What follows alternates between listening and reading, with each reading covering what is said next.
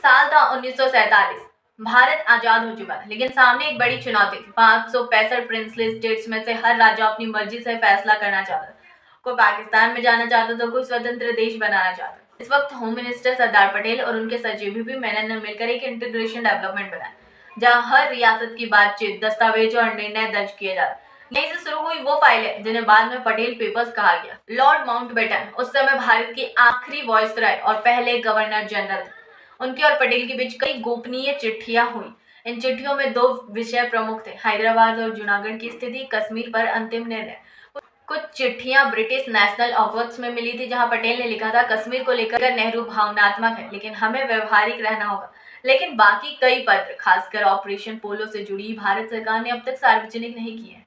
इतिहासकार राजमोहन गांधी ने अपनी किताब पटेल और लाइफ में लिखा है कि पटेल की कई फाइलें ऐसी हैं जिनमें रियासतों के निजी समझौते दर्ज है। इन समझौतों को कभी सार्वजनिक नहीं किया गया, शायद इसलिए क्योंकि उनमें बहुत कड़वी सच्चाई है। 1950 के बाद जब सरदार पटेल का निधन हुआ, उनके सारे निजी दस्तावेज दिल्ली और बॉम्बे सेक्रेटेरिएट में रखे गए, लेकिन धीरे धीरे कुछ फाइलें गायब हो गई, कुछ को क्लासिफाइड घोषित कर दिया गया। 1991 में नेहरू सरकार ने ऑफिशियल सीक्रेट्स एक्ट के तहत इन फाइलों की सार्वजनिक पहुंच रोक दी। बताया जाता है कि इन फाइलों में कुछ राजाओं की रिश्वत और दबाव की डील दर्ज थी, कुछ जगह ब्रिटिश अफसरों के गुप्त पत्र थे और कुछ में भारत की सीमाओं पर विवादों की शुरुआत जड़े।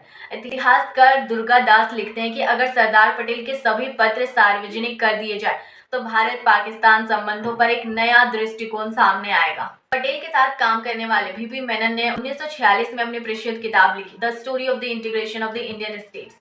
उन्होंने खुलकर कई बातें बताई, कैसे पटेल ने हैदराबाद पर दबाव डाला, कैसे जूनागढ़ में बिना युद्ध के झुकाए और कैसे कश्मीर में समय के खिलाफ दौड़ लगानी पड़ी। लेकिन उन्होंने भी कुछ अध्याय छोड़ दी। उन्होंने खुद कहा, कुछ बातें इतिहास के लिए नहीं, केवल राष्ट्र के लिए होती है। उनके लिखे कुछ नोट्स आज भी नेशनल आर्चिव्स ऑफ इंडिया में सीलबंद है। आज भी भारत सरकार के पास पटेल कॉरेस्पॉन्डेंस वॉल्यूम्स का एक हिस्सा रेस्ट्रिक्टेड है। कई बार संसद में मांग उठी कि इन्हें सार्वजनिक किया जाए, लेकिन सरकार का जवाब हमेशा यही रहा, ये दस्तावेज राष्ट्रीय सुरक्षा और कूटनीति से जुड़े, यानी आजादी के 75 साल बाद वो फाइलें एक ऐसे कमरे में बंद है जिनकी चाबी शायद कभी नहीं मिलेगी। वो कागज जिनमें भारत का नक्शा बना था, वो आज भी ताले में बंद, शायद इसलिए कि उनमें सिर्फ नक्शा नहीं बल्कि उस दौर की सच्चाई भी छिपी। सरदार पटेल का योगदान आजादी के बाद का सबसे बड़ा था, पर उनकी सोच, उनके फैसले और उनकी बातचीत का पूरा सच शायद इतिहास कभी जान ही ना पाए।